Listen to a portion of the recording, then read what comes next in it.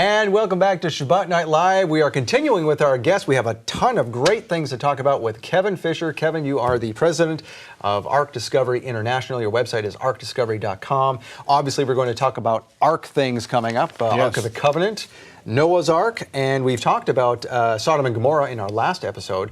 Today, we're going to be talking mainly about, in this section, the Red Sea crossing.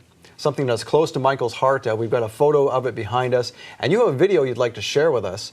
And you're going to tell us what's going on there. Yes.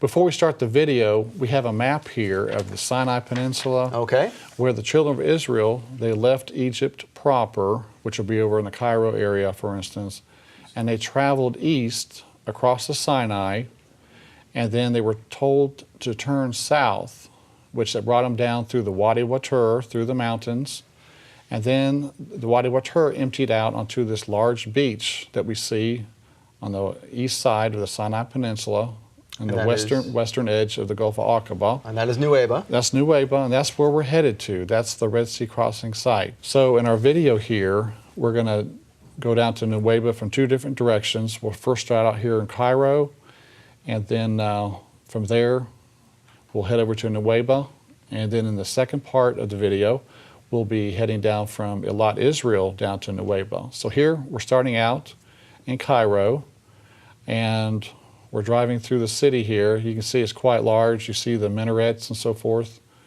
in the background. So you're literally going to take us to Sinai in your car? Yes, yes. All right, this is great. This is the route. We're going to actually travel almost the route that the children of Israel took, crossing the Sinai and going over to the Red Sea crossing. Here in the background, you can see a large ancient castle there in Cairo. Of course, they have a lot of history compared to the United States. Yes, hundreds and hundreds of, if not thousands, obviously thousands of years there. And so there's a mosque that we're driving by. Our taxi's taking us to our hotel at this point. But again, more of this large ancient castle there. And so the next morning from atop our hotel, we're looking down on the streets there in Cairo, and you can see the old world and the new world together. We see this donkey cart next to the traffic zooming by, and much like what you see in Jerusalem with the old and new city. Yes, right. So the poor and then the rich, also. So from here, we're going to be taking a look across the city. From this vantage point, you can look across the city here, and atop these type of condos they have there, apartments, a lot of the locals would bring animals on top of the rooftop. Why do they do that? Such as chickens and goats. Okay. So on top of these apartments, you can look down and see goats and chickens, and you can hear them. Here you are in a city, and you can hear, chickens and goats. And here you can see a goat here on top of the building. Pasture on the rooftop. Yes, okay. And so they. From trash, a lot of these goats, they feed them trash. So from trash, they end up with milk and meat, if they slaughter the animal. Lovely. But yeah, exactly, right. And so from here, we're going to look south, and in the distance, as we zoom in, we can see the pyramids at Giza, the Great Pyramid, and so forth. Right here next to the city, it's quite amazing that you could see the pyramids right next to the city from a distance. That is quite a sight. Yeah. So a lot of history here going back. And so we're headed south. We can see the bent pyramid in the distance.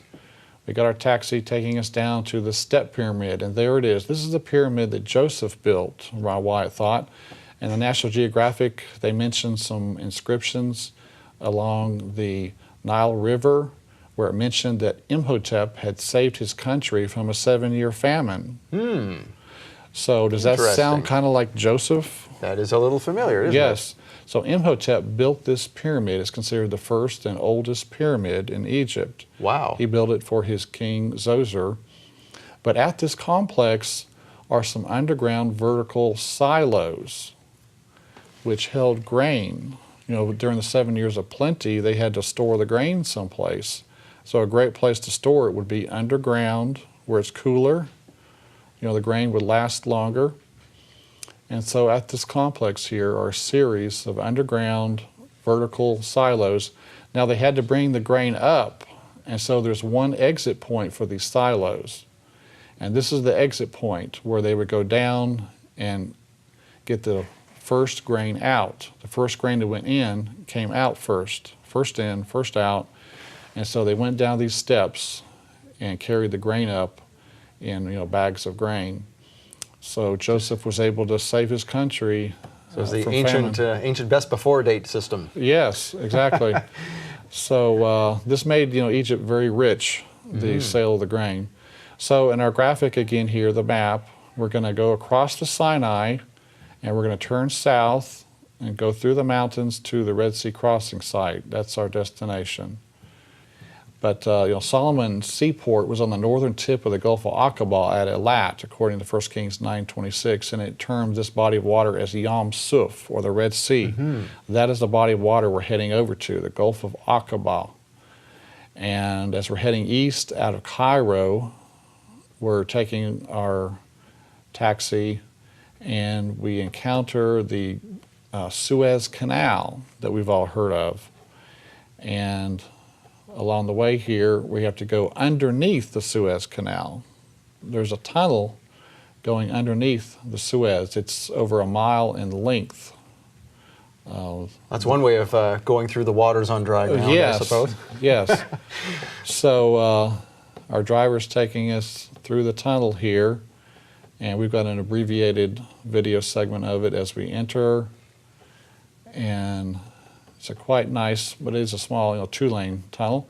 But then we come out the other side after driving over a mile, and we have just left Africa, and we're now in Asia. And we're going to go across the Sinai Peninsula, similar to the route that the children of Israel took. And albeit not on asphalt. Yes, right. Along the way, we saw this truck in front of us that said, "I love Jesus." Of course, we're in a Muslim country, but we thought that was interesting. That's very gutsy in a Muslim country. Right. And so we went through some checkpoints on the way, going through. Were you ever questioned about your video along the way by those in the checkpoints? Well, usually our driver would tell us to put the cameras down. Probably a wise choice. Yeah, right. We don't want to be hauled off to jail. No. So along the way, you see all the flat terrain. This would enable them to travel more quickly across the Sinai. They want to get out of Dodge as fast as possible. And 3 million people in tow, if not more. Yes. So again, we're taking video, different segments along the way. Again, you see the flat terrain as we're heading further east. And again, this may be an area where we kind of headed south. And again, you see a really flat area where the children of Israel would have journeyed through here.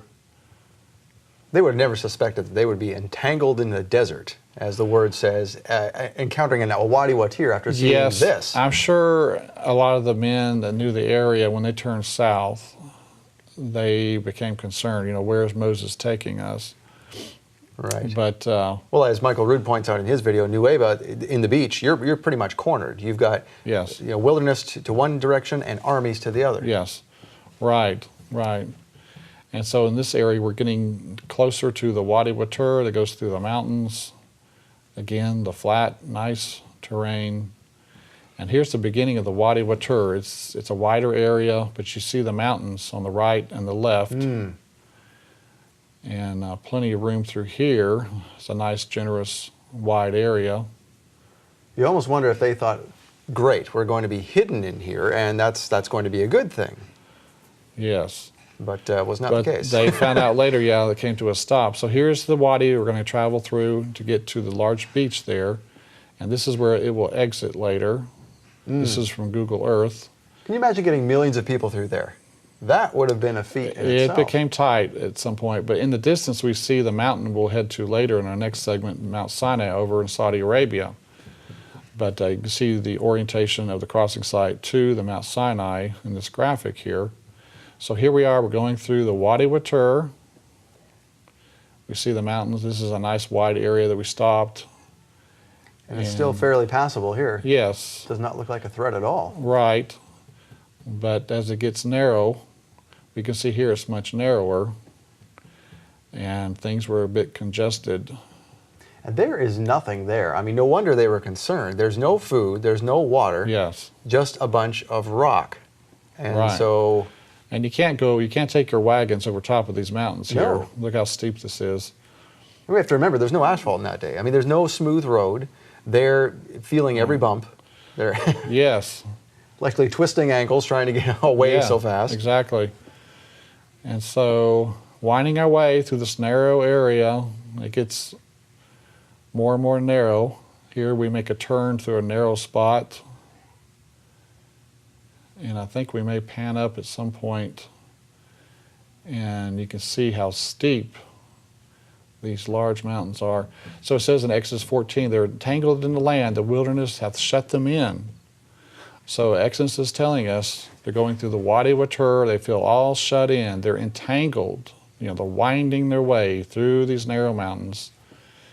And Yeah, for those who argue a different crossing point, that verse would not make sense. Right. Where are they going to be Right. literally entangled? yes, and you can see how steep it is, very steep there. We shot up there. And again, very narrow. You're not going to go over top of these mountains. But Josephus said, for there was on each side a ridge of mountains that terminated at the sea, which were impassable by reason of their roughness and obstructed their flight. So again, he is agreeing with what the Bible is saying about the mountains. And even with more detail that would further that is prove. terminating at the sea. And here we're getting closer to the exit point, closer to the beach where they'll come to a stop. In the distance are the end of the mountains. And this is the end of the Wadi Watur. You can see here where it's washed out recently. Now, had you wondered as you were approaching this, where did that fire come down and separate the Egyptians from the We will Israelites? see evidence of it. Really? Yes, we Okay. will show that to you. So here we're getting closer to the exit point of the Wadi.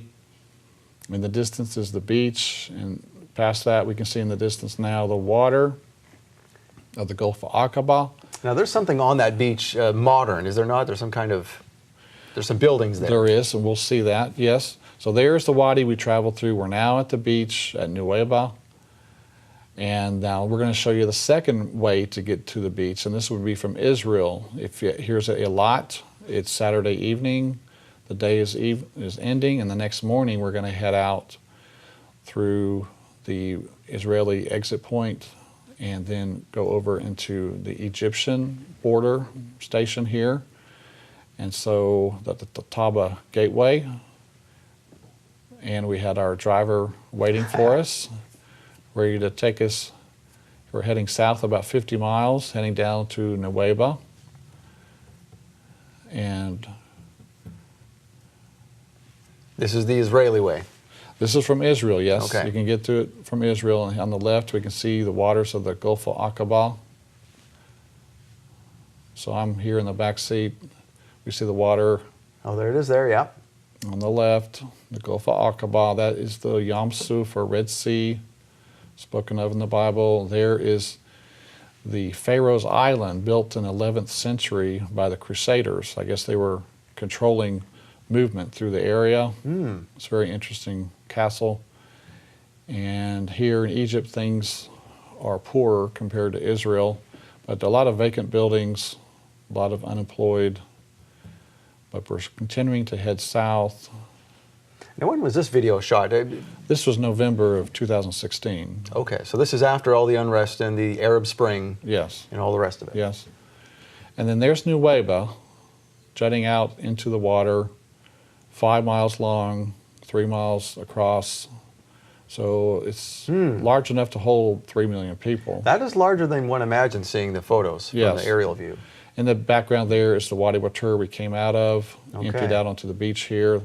This is from our hotel. And you can see the Wadi Watur right there. So this is what, minus the buildings, of course, this is what the Israelites saw. Yes, When they look some- back and saw the yeah. Egyptians coming. Some have called this Piharoth, mouth of the hole or canyon, which is, it's a major point to make note of because you're exiting the mountains. So that may be Piharoth. And then here is sunrise the next morning. You can see the beautiful mountains over there in Saudi Arabia and the sun coming up over the mountains. So very interesting. It's nice to be right there at the Red Sea crossing. And here we're panning across. You can see the mountains of Saudi Arabia. So that's where they are going, but they have no idea how they're going to get How across. they're Can gonna you do it. imagine being on that beach, looking Yes. at that, saying, Moses, what have you done? No wonder they thought that we're Yes, dead. right. But of course, Moses had full faith in God, that God would do something. He didn't know exactly what. But so here we are taking a look, heading, that's a viewing to the north. Our guide wanted us to come to his house for breakfast. He had his goats out front. Oh, Trusty old goats that eat the trash. And so our driver here on the left, we're here at Nueva.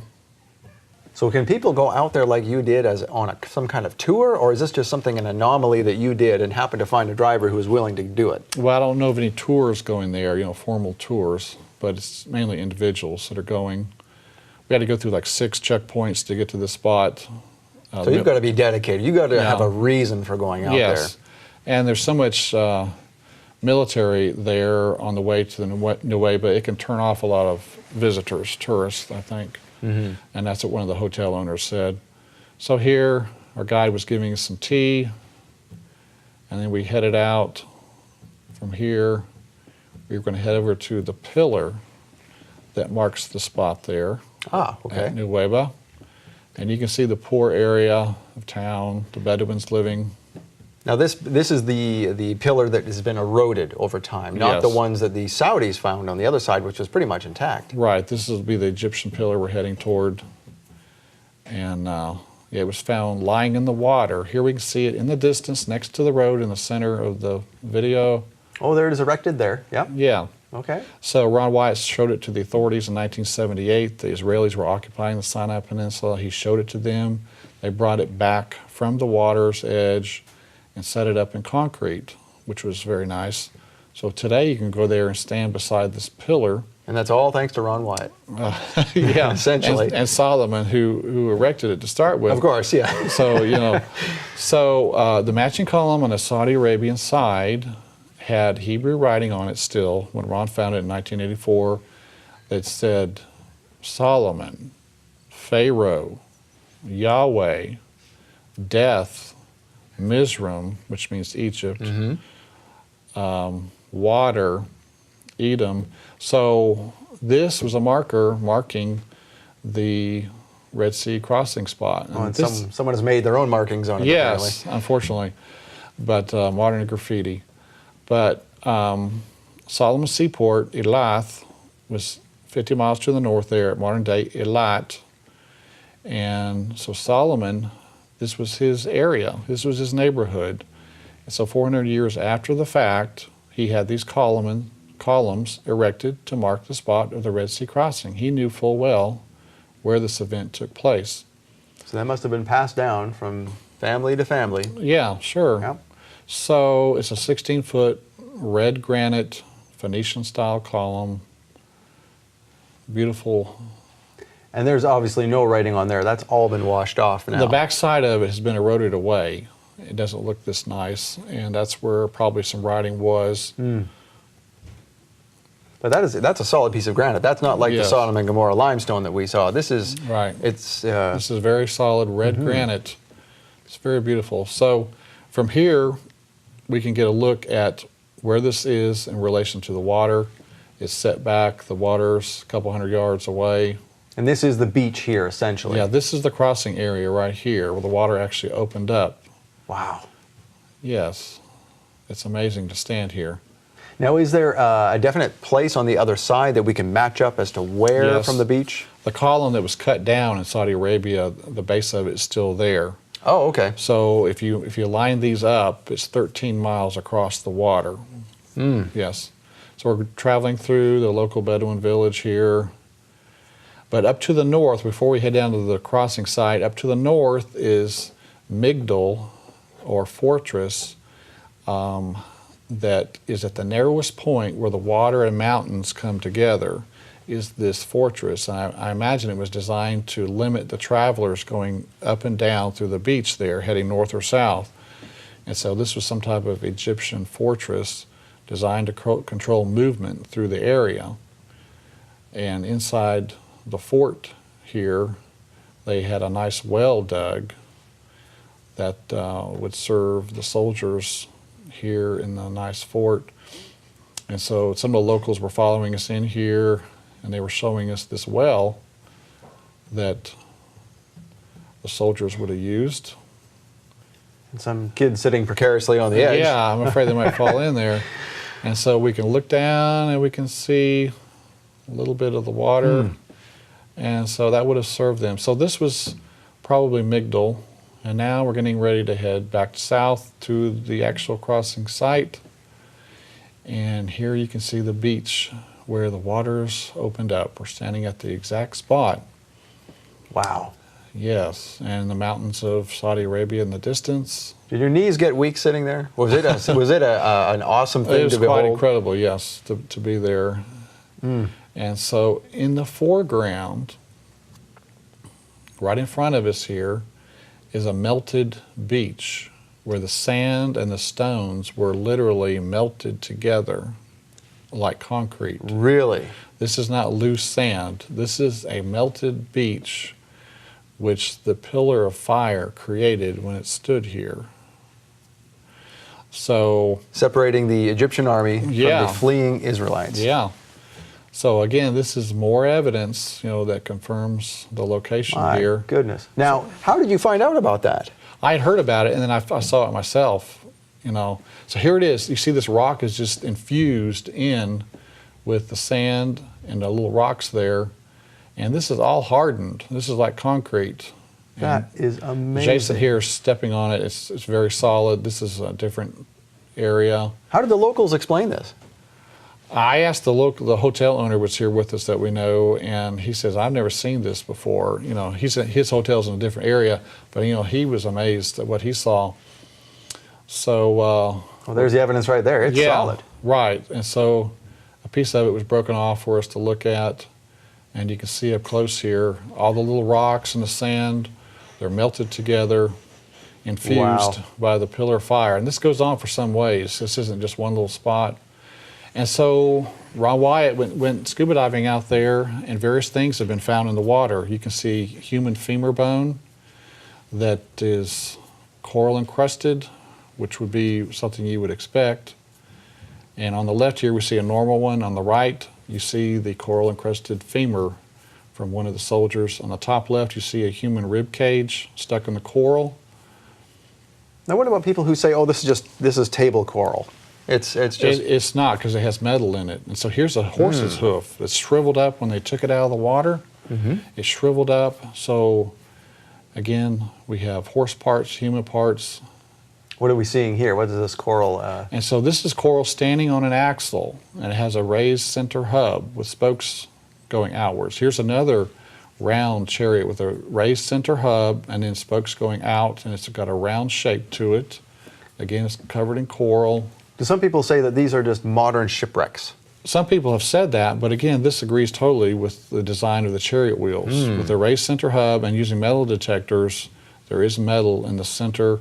There are spokes going out. This is a 4-spoke wheel with 3 spokes left.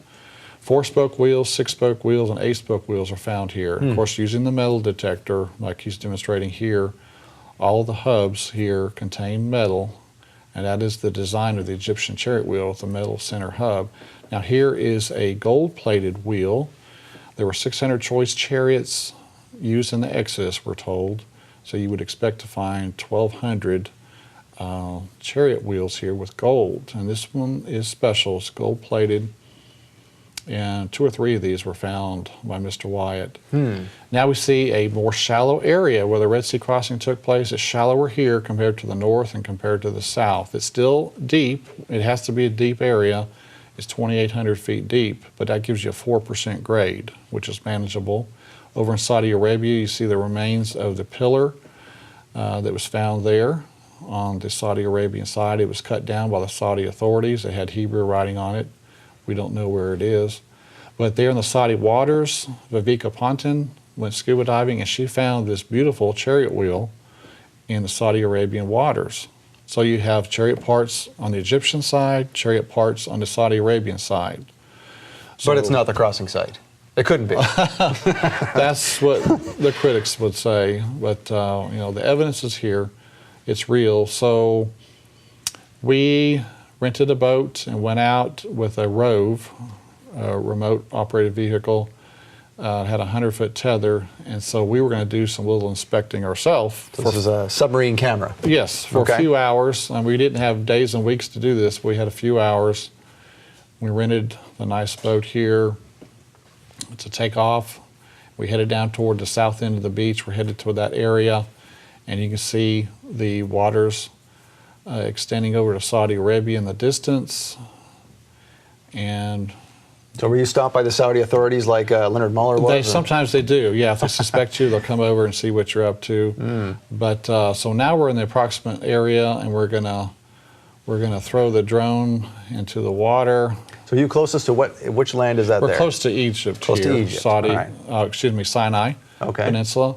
So we're getting it ready for another launching here. So here's the camera. It's got 3 propellers. And it's giving us a live feed back up into the boat.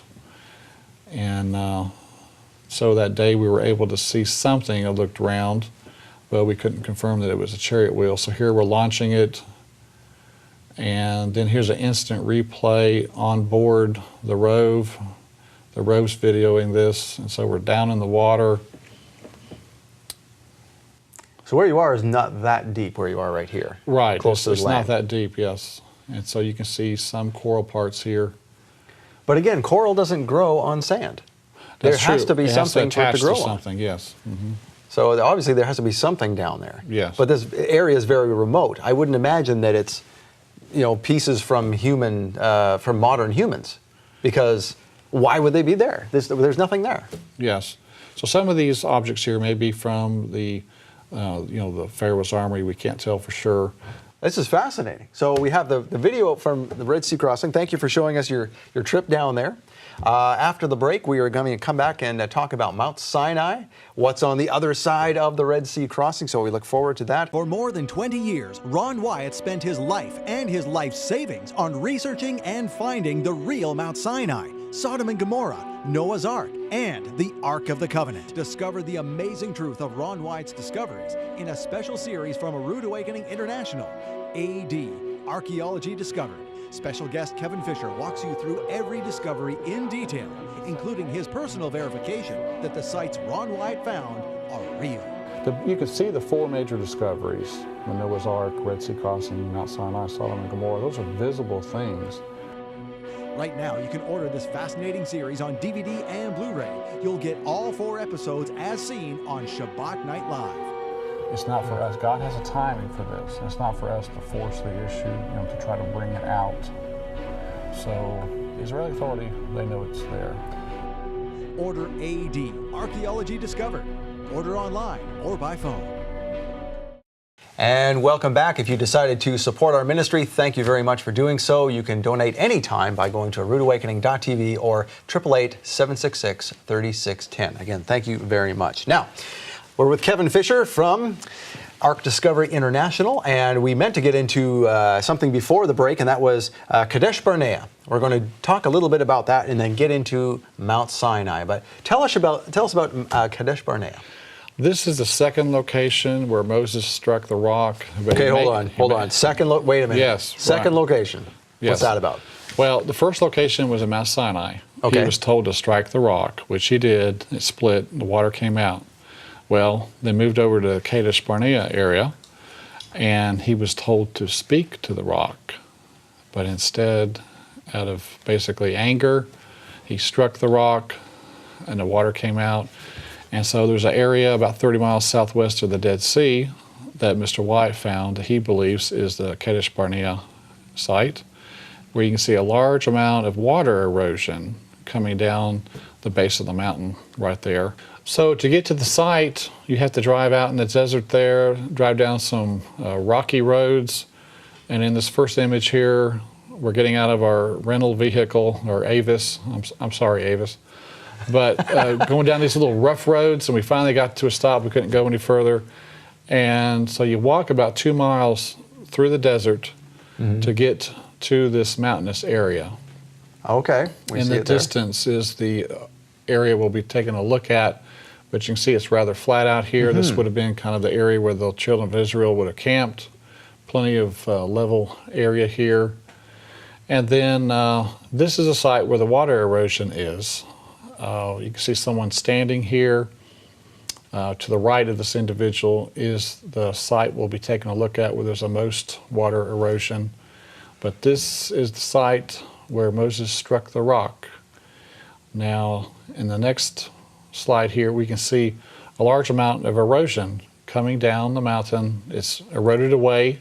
Okay. This rock, I mean, these are large cutouts in the rock caused by a lot of water. This isn't a trickle of water, but a real gully washer coming down here constantly, eroding away the rock into channels. There's actually large channels here as deep as 6 feet going down.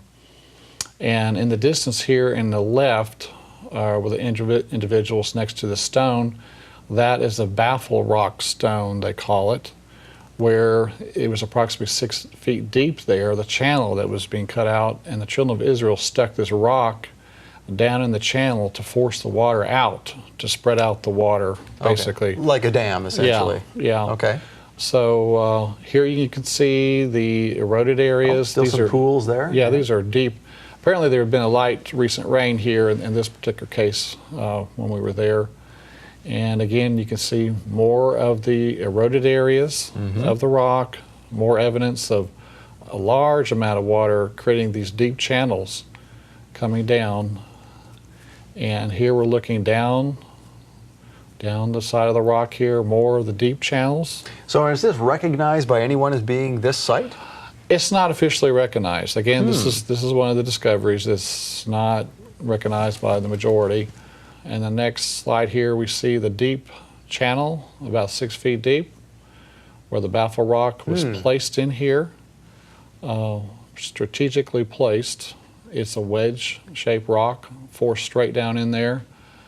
And then here's the back side of it. You can see again. Oh, that is a massive stone when you see it from that angle. It's very large, and it's wedged vertically in there, like it was placed by the human hand in some way or another. Yeah.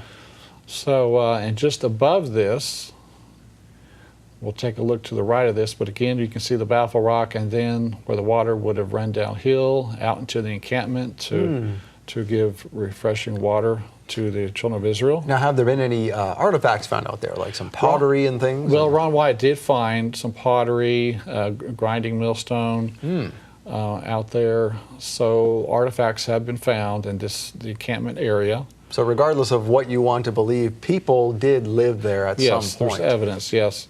And using Ron's subsurface interface radar and gold detecting equipment, he did find an area where he was getting a reading for gold, where some of the people could have been buried in that encampment area. Oh, so this so they wore their gold, and so this is a cemetery. After they were buried, they wore their gold to their death. So some were buried with their gold. So again, this is a distant view. We can see way out in the valley there, and just above this site, above where the baffle rock is, we can see an area in this spot. This is probably 40 feet from the baffle rock. And this area here, this appears to have been the area of the source of the water that was coming out. And here you can see the exact hole. It appears that water was shooting out of this hole and running downhill. And you can see the water here, the rocks here have been worn smooth. But so that's the Kadesh Barnea that Ron Wyatt believes is the real site of the event where Moses sinned. The second striking of the rock. The second, yes. A different location. Yes. Interesting. All right. All right, well, we're going to get into Mount Sinai now. We have another interesting presentation here, Kevin. So tell us about Mount Sinai. So this is a photo taken in Saudi Arabia looking back across over to Egypt. This would be a sunset photo. You can see the nice palm trees here in the foreground. But some people are probably asking, why are you over in Saudi Arabia? The reason we're in Saudi Arabia, as we can see on the map here, is because the Red Sea crossing that we saw earlier is found at the Nuweiba Beach in the Sinai Peninsula, and it's in the Gulf of Aqaba. And Midian is where Mount Sinai should be. Midian is in Saudi Arabia, near the mountain here, Mount Sinai. All maps that are historically accurate will show Midian over here in this area of Saudi Arabia. Midian is where Moses fled to escape the punishment of killing the Egyptian. And 40 years later, he was at the mountain of God. And Because you will worship me on this mountain. yes, he was to bring the children of Israel back to this mountain, the fire incident with the burning bush. So he was in Midian at that point, and he was to bring the people back to that location. So we want to be looking in Saudi Arabia. So You know what I find interesting too is even though Ron Wyatt and Michael Rood and others say it's here, they're not the only ones. You have on your website some other quotes from some very knowledgeable and notable people. Yes.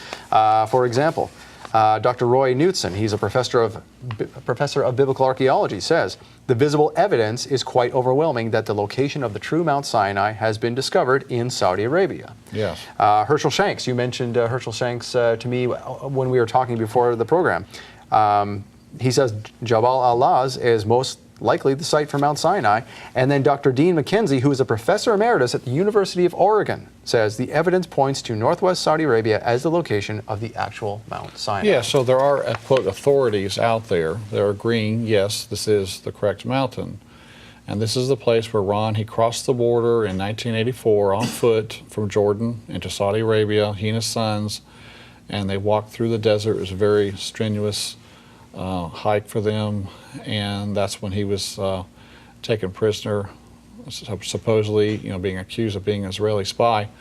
But Ron Wyatt found this mountain there, and he asked the locals, and the locals said, Jabal Musa Hena, or the Mountain of Moses is here.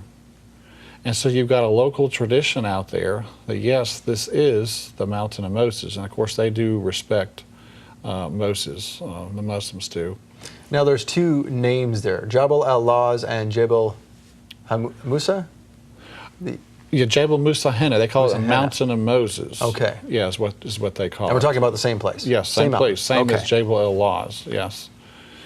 And so here is the beach on the Saudi Arabian side of the crossing site there. Where the Israelites came over, Yes. from Nueva. And that's where we saw in the previous segment where the chariot wheel was found. Ah, okay. In these waters here, so this is a continuation of the crossing site. And so from the beach area, you can also see where the column was cut down. The column that had the writing on it, death, Mizraim, Pharaoh, Yahweh, Solomon, water. So this was a column marking the spot for the Red Sea crossing. The authorities cut it down and took it someplace. We don't know where it is. And what's interesting, there's two columns, and people might say, oh, well, that's just each culture had their own traditions of raising columns for this and that. But these are matching columns. They're the same granite. Yes, they're from opposite sides of the crossing site, strategically placed, and then you have the chariot parts in these same waters. So they were placed there on purpose, for a reason. Pillars were used, in ancient times to mark places or events. And so, we can trust these columns in this particular case. Solomon's Seaport was just to the north. He knew of this area, what was going on here.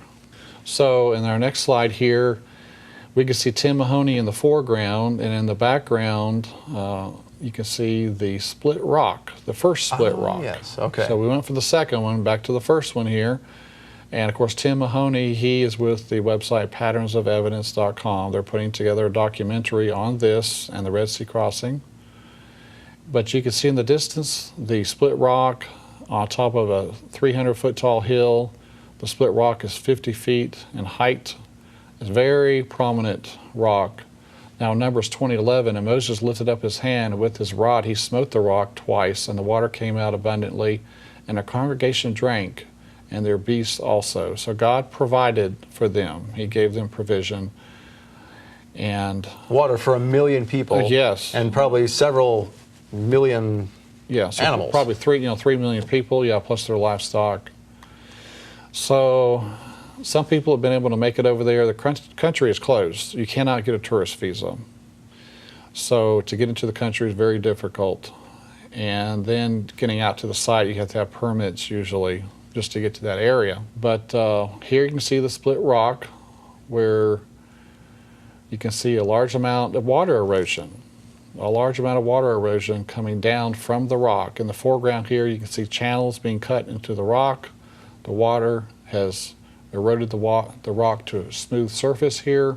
And this is the rock that in modern Western times that Jim and Penny Caldwell, I mean, the Bedouin have always known this is here, but this is where Jim and Penny Caldwell discovered this one. Yes.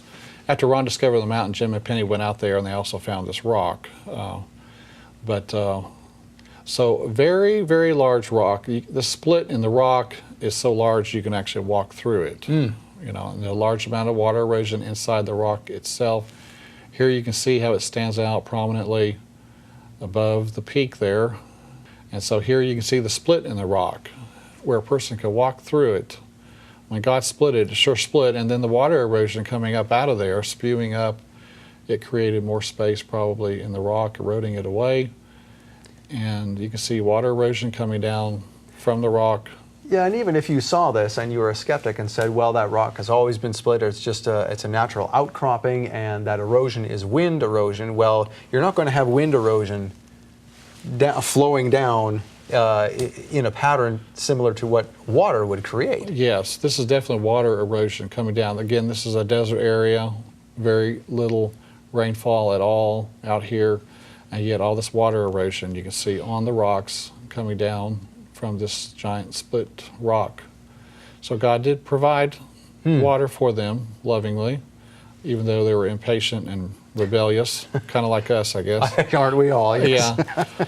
So in our next slide, you can see Ross Patterson. He's standing next to the split there in the rock.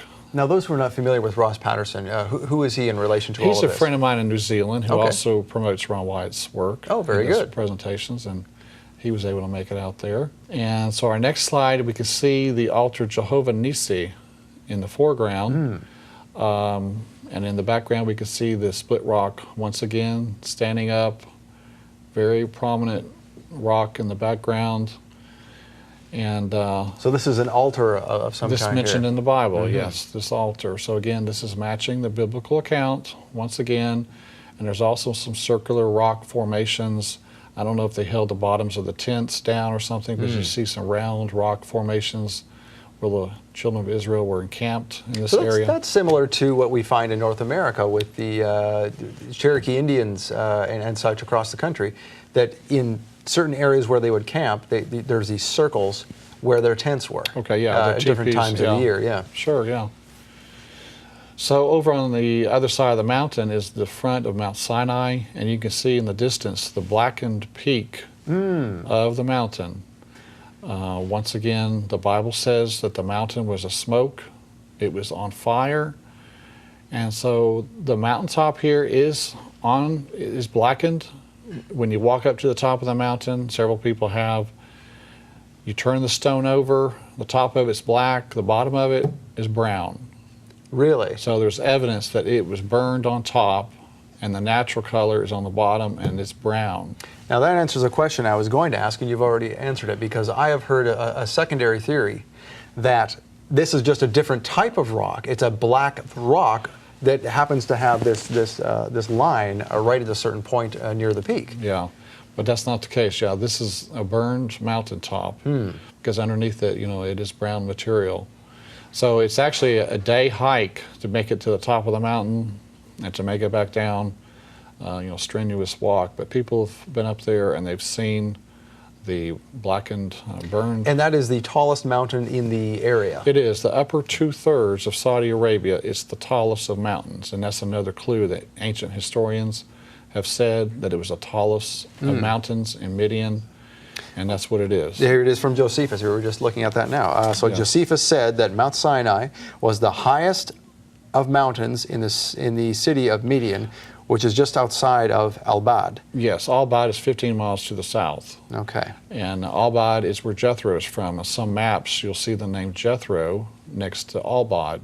And the caves of Moses are there also at Albad.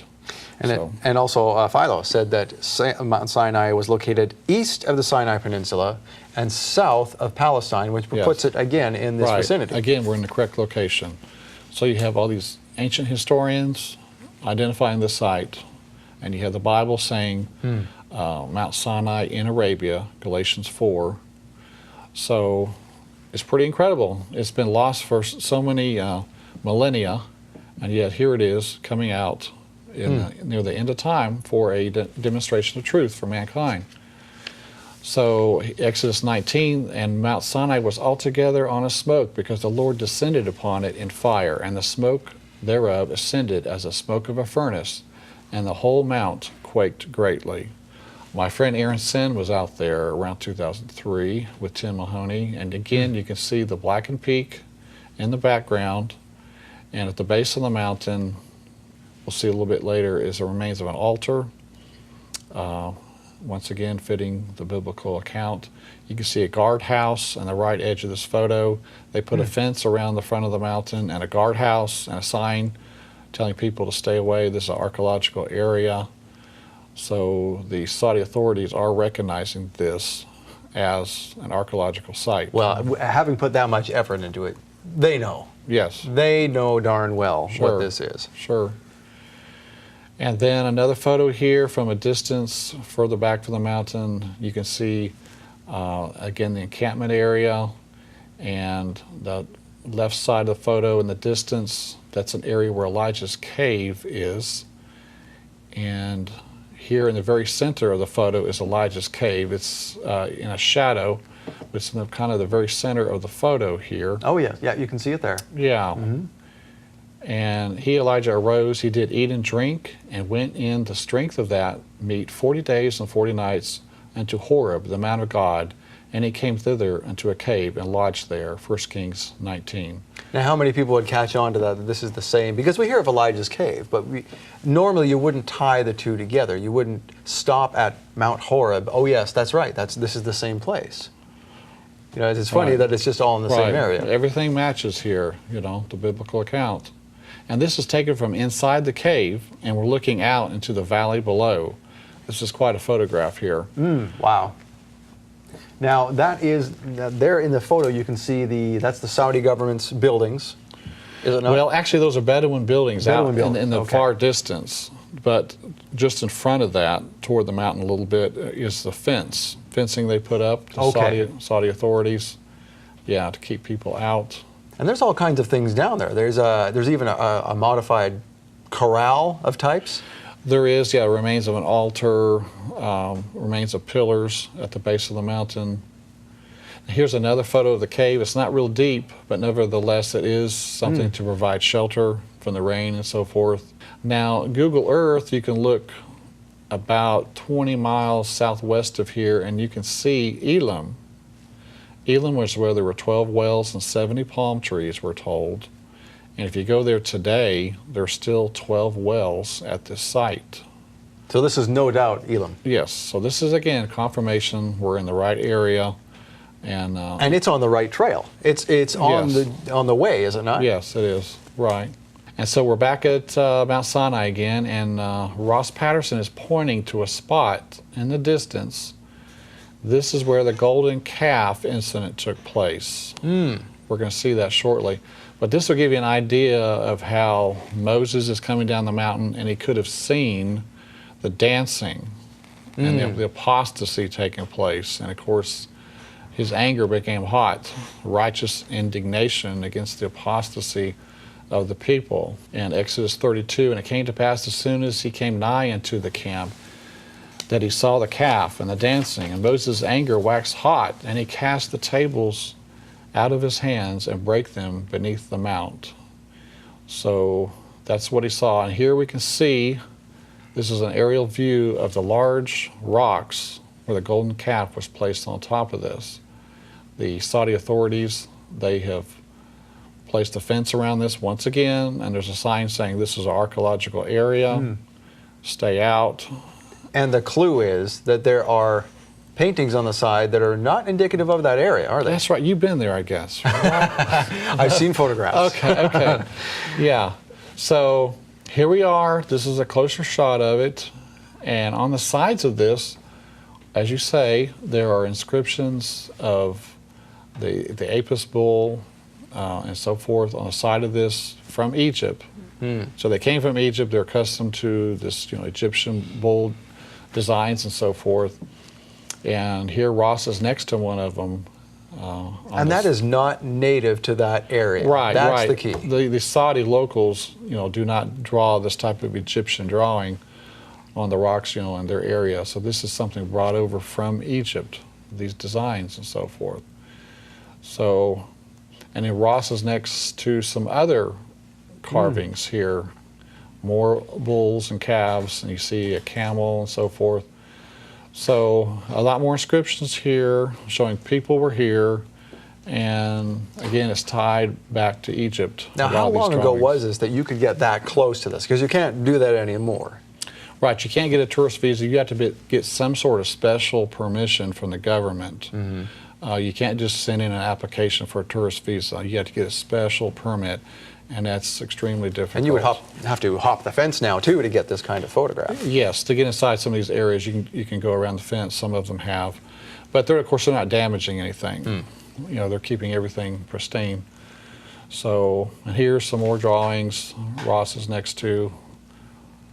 This is out in the encampment area. Oh, so this is not at the altar itself. There are more of these. These are a little bit away from the actual golden calf altar. These right here. Oh, okay. Yeah.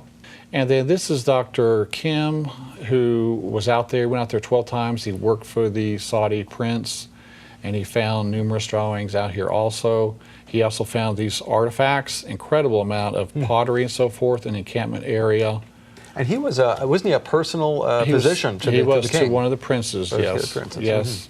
And then he found, if you can see here, the arrow's pointing to a menorah. He found a inscription of a menorah where it was actually made there, Mount Sinai, the golden candlestick. So this is where it was made, and this is the oldest image ever of the menorah or golden candlestick. And again, he found it there. Even if you were to argue that, what would a Hebrew inscription be doing in the middle of a Muslim Arab country? Exactly, yeah. This is showing the Jewish roots of these drawings out there and of the people that were there. And then Ron Wyatt found this millstone in the encampment area. Once again, evidence of the people occupying, and this would have been used with manna, grinding up the manna. So this is, a manna stone, so to speak. Wow, Pretty absolutely incredible. amazing. Well, you know what, we're going to have to cut it short, Kevin, but you know what, we're going to come back. We're going to come back because we have a lot more to talk about. We've covered several very interesting, fascinating topics so far. And we're going to come back next episode with the Ark of the Covenant. So we'll talk to you more about that. And in the meantime, thank you for watching. Please support this program. You are our only means of support. There are no corporate sponsors. You make it happen. So go online to aroodawakening.tv/give, and you can give there or give us a call at 888-766-3610. Until then, next week, we will see you. Shalom, and we'll be back with more of Kevin Fisher.